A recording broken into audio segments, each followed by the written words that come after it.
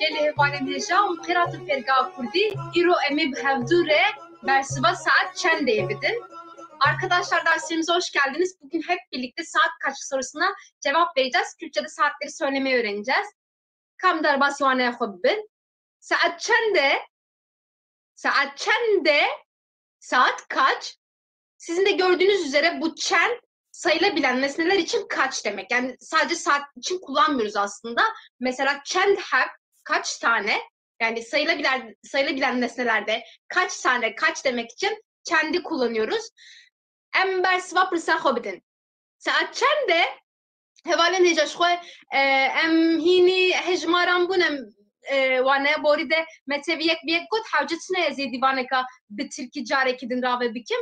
Ji xwe min çi kir min hemû saetan xiste vê derê û dikarin ji vir bişopînin û piştî min bala xwe bidin. Ez çawa dibêjim û jî dibare bikin. Saat çende? Saat çare. Ka binêrin tam çare. Saat vir de çende? Saat dozdehe. Saat dozdehe. Saat çende? Saat penc û çaryeke. Pencu çaryeke.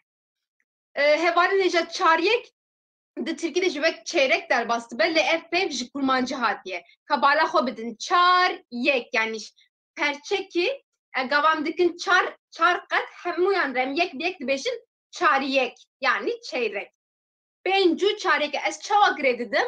Ez bi ûyê dîsa girê didim. Penc û çaryek. Hewce tune ez bêjim derbastı be. Yani biz Türkçe'de böyle geçe diye çok söylemiyoruz aslında. Nasıl söylüyoruz? Böyle hani sayılarda söylediğimiz gibi u ile birbirine ekliyoruz. Eğer ekleyeceksek.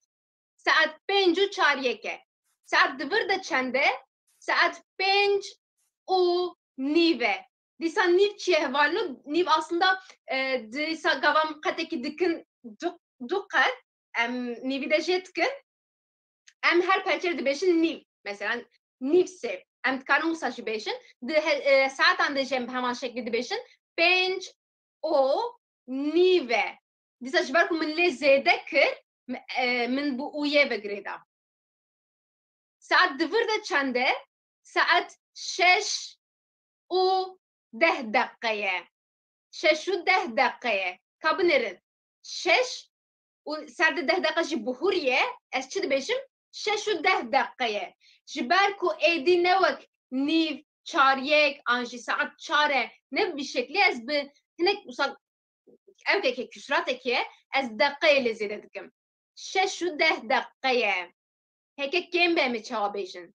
Saat heft kêm çaryeke. Hin nebûye heft. Hê pazdeh deqa heye ji heftan re. Ez çawa dibêjim? Heft kêm çaryeke.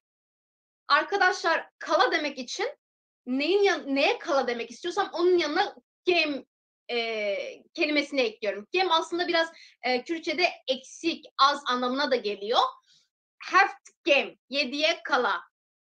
Haşt kêm, 8'e kala. Neh kêm, 9'a kala. Hep bu şekilde ekliyorum yanına. Saat haşt kêm deh deqeye. Saat he ne buye haşt. Haştan da he heye. Çend deqa hiye? Deh deqa hiye. Ez ve çawa dibêjim? Ez dibêjim haşt kêm deh deqeye. Em li vir binêrin. Saat neh û bîst deqeye. Binêrin. Saat bûye neh derbas jî kiriye. Ez ê çi bikim? Ez ê lê zêde bikim. Pêşîn nehê dibêjim neh û bi çi lê zêde dikim? Bu ûyê dîsa. Neh û bîst deqeye. Arkadaşlar yani dediğim gibi söylerken bunu biraz şey gibi düşünün. Motomot çevirisini 9 ve 20 dakika gibi düşünebilirsiniz. Yani bu şekilde söylüyoruz. Niha mehin kalıbên kurmancı binêrin.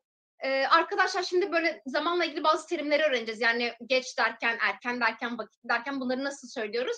Dediğim gibi bunlarda telaffuzuma dikkat edin siz de. Saat nehe. Zaf derenge. Çok geç. Dereng. Dereng. Saat hefte. Hezuye. Hezuye. Saat 7. Hala erken. Henüz erken. Saat seye. Di vakti xwede hati. Di vakti xwede. Tam vaktinde. Di vakti xwede an jî di dema xwede. Un her duya jî dikarin bikarbînin. Tam vaktinde.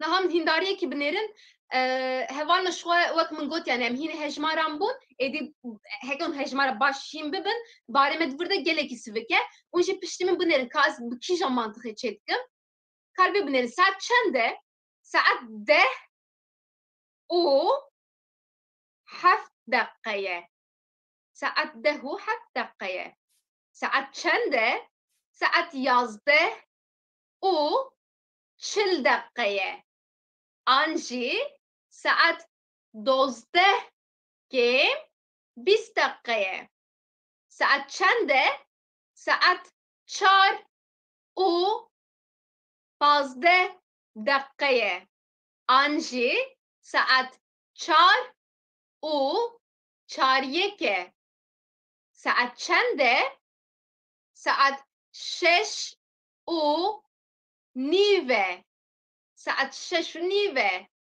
saet çend e saet 7 û 20 û 4 deqe ye saet 7 û 20 û 4 deqe ye saet çend e saet 9 û 40 û 5 deqe ye saet 9 û 40 û 5 deqe ye an jî 10 kêm 4 e saet 10 kêm 4 e saet çend e saet 8 û 18 deqe ye saet 8 û 18 deqe ye belê hevalên hêja divir de êdî peyvên wanê tune ji ber ku em zav peyv hîn nebûn bala xwe bidin yanî ji xwe em hejmara hîn bibûn û ji vî şeklê êdî dikarin bêjin bimînin xêr û xweşiyê de xwe baş binêrin